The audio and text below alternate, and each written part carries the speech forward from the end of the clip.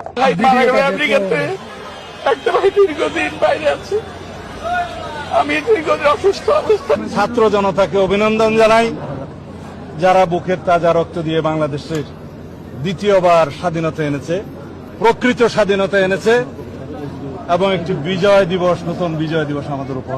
School কলেজের মাসুম বাচ্চারা নিজেদের জীবন দিয়ে রক্ত ঝরিয়ে আমাদের কাছকে মুক্ত করেছে, গোটা জাতিকে মুক্ত করেছে, যাদের শহীদী আত্মত্যাগের মধ্যে দিয়ে আজকে গোটা জাতি মুক্তি লাভ করেছে এক ভয়ঙ্কর ফ্যাসিবাদ থেকে। নতুন আইন হচ্ছে, এই আইনে এখন কথাও বলা যাবে না। যাবজ্জীবন কারাদণ্ড, 1 কোটি টাকা জরিমানা। একমাত্র রাজাকাররা, পাকিস্তান পন্থীরা স্বাধীনতা যুদ্ধকে স্বীকার করে নাই। তারা এখন বলতে চায় ওই স্বাধীনতা স্বাধীনতা না, দ্বিতীয় স্বাধীনতা রয়েছে। আমি প্রথম প্রবেশ করেছি, দ্বিতীয় স্বাধীনতা বলে বাংলাদেশে কিছু নাই।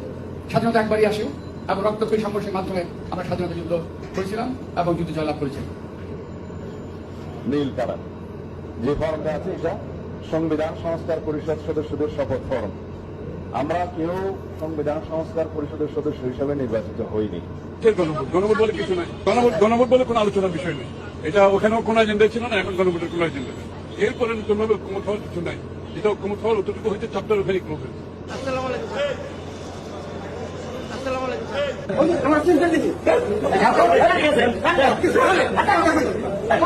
অহংকারীদেরকে আল্লাহ পাক কিয়ামতের মাঠে পিঁপড়ার মতো উঠাবেন।